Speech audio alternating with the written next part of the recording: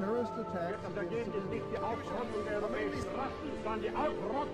We are in end times, ladies and gentlemen, whether you like it or not. The United States will withdraw from the Iran nuclear deal.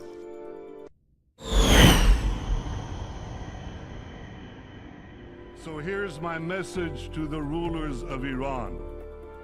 Your plan to destroy Israel will fail. It's difficult to imagine just precisely how this thing will manifest itself. No one had expected that something like this was about to happen.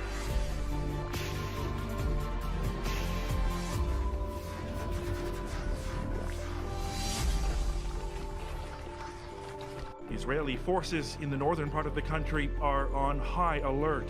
They were expecting that Iran would retaliate after several of its soldiers were killed in those previous Israeli strikes. It's clear that just 2 days after Donald Trump pulled the United States out of the Iran nuclear deal, tensions in the Middle East have ratcheted up.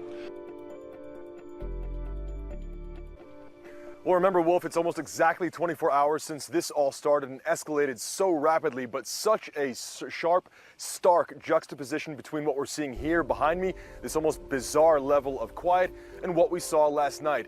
מי שיפגע בנו, אנו נפגע בו שבעתיים.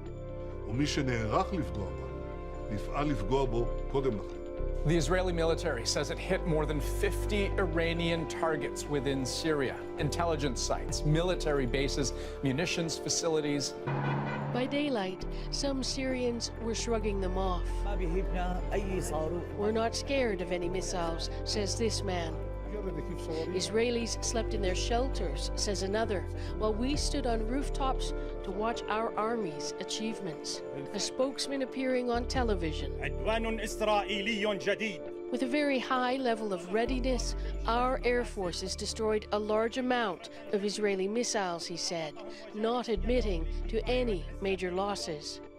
But the target of the strikes, Iranian soldiers and advisors and Shia militias trained and financed by Tehran, can be spotted up and down Syria, sent in for years now to help the president, Bashar al-Assad, win the war. A couple of nights ago, Israel's military ordered that all of the bomb shelters in the Golan Heights, like this one here, be opened up so the public can come and use them. We will not tolerate a military presence with offensive capabilities that is in the hands of the extremist Quds Force, that is part of the Revolutionary Guard inside Syria, with a tactical capability to menace and terrorize Israeli civilians. But while this escalation is concerning, neither Iran nor Israel right now appear to want an all-out war. So that may be true. Israel and Iran may not want all-out war. But that shadow war Derek was talking about, it's definitely out in the open now. And it's part of a pattern of violence that's trending sharply up. Why? Well, from Israel's perspective, it's being surrounded. In Lebanon, the Gaza Strip, and of course Syria, Iran's influence and threat potential keeps growing. Iran's most powerful proxy, Hezbollah, essentially runs southern Lebanon. And elections just this past weekend gave the group more influence over the country's politics. On Israel's southern flank, the militant group Hamas runs the Gaza Strip. That group's links to Iran have run hot and cold, but they have recently restored ties.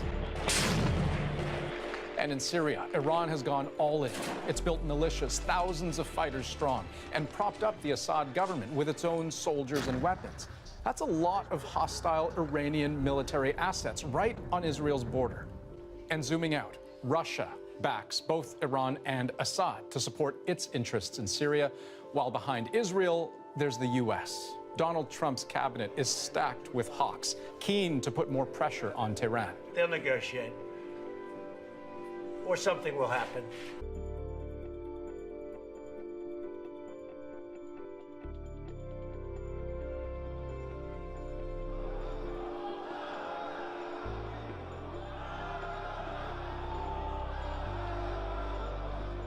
Are the hardliners winning the day?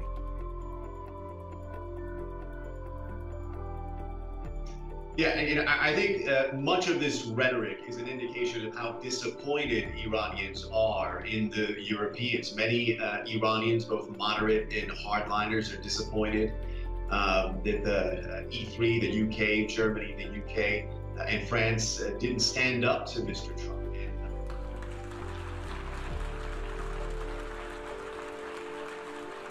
Israel will not permit any force on earth to threaten its future.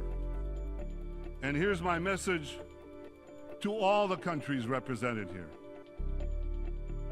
Whatever resolutions you may adopt in this building, whatever decisions you may take in your capitals, Israel will do whatever it must do to defend our state and to defend our people.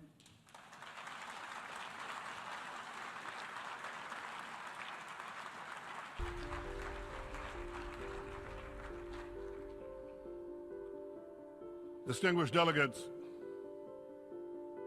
as this deal with Iran moves ahead, I hope you'll enforce it. How can I put this?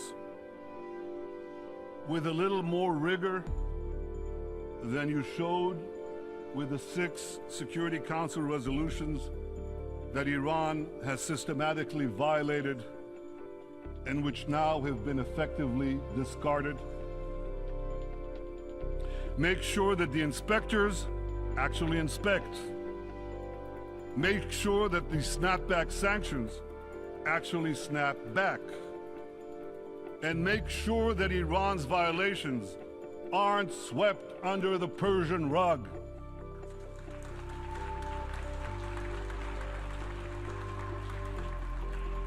Well, of one thing I can assure you, Israel will be watching closely. What the international community now needs to do is clear.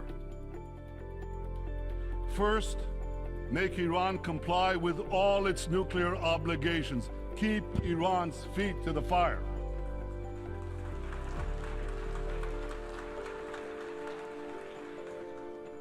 Second, check Iran's regional aggression. Support and strengthen those fighting Iran's aggression, beginning with Israel. Third, use sanctions and all the tools available to you to tear down Iran's global terror network.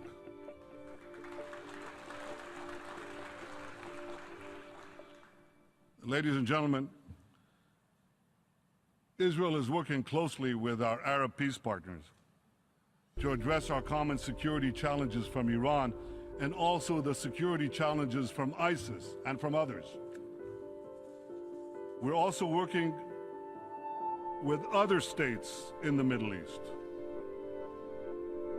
as well as countries in Africa, in Asia, and beyond. Many in our region know that both Iran and ISIS are our common enemies. And when your enemies fight each other, don't strengthen either one, weaken both.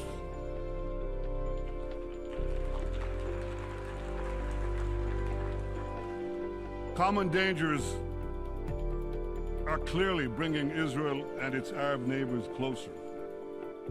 And as we work together to thwart those dangers, I hope we'll build lasting partnerships for security, for prosperity, and for peace. But in Israel,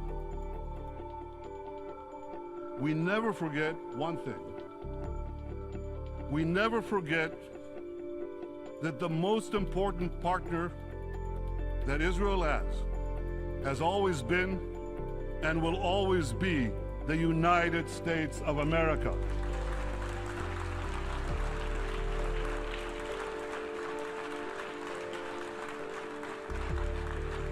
The alliance between Israel and the United States is unshakable.